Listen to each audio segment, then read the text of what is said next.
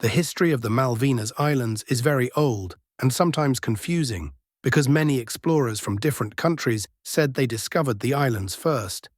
However, it is important not to omit recent studies and articles from CONICET and Science Advances that suggest there were indigenous settlements in the islands long before European explorers arrived. These groups may have come from the Patagonian coast or Tierra del Fuego, using canoes and seasonal routes. This evidence opens new questions about the first human presence in the islands. Around 1501, the Portuguese explorer Americo Vespucci probably saw the islands when he was sailing for Spain. Some historians agree with this, but others are not sure. Later, in 1520, the famous explorer Ferdinand Magellan passed near the islands during his trip around the world. Because of this, the islands appeared on Spanish maps. In 1592, an English sailor called John Davis saw the islands during his voyage, but he did not unship.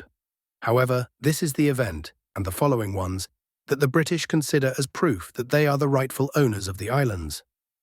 A few years later, in 1594, another Englishman, Richard Hawkins, also visited them and gave the islands a name: Hawkins Maidenland. In 1690, a British officer named Anthony Carey called the islands Falkland, in honor of Viscount Falkland. During those years, many ships from many countries, including England, stopped there to hunt whales and seals.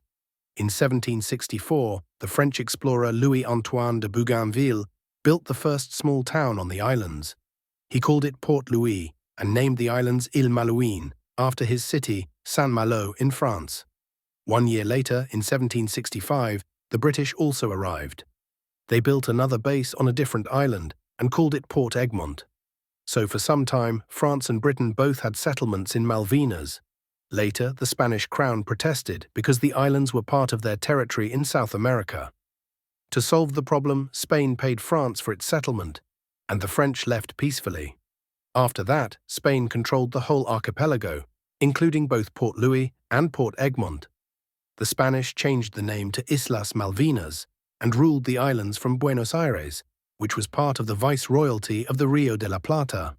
In 1774, the British decided to leave their base for economic reasons.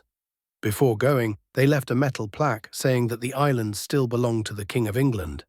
Spain continued living there until the early. When Argentina became independent from Spain in 1816, it also inherited the territories that once belonged to the Spanish crown, including the Malvinas Islands. In 1828, the Argentine governor Luis Vernet created a colony, controlled fishing and hunting, and new families began to live there. But in 1833, the British Navy came back and took the islands by force. They expelled the Argentine authorities and started their own government. Since that year, the islands have remained under British control, and the sovereignty dispute has continued until today.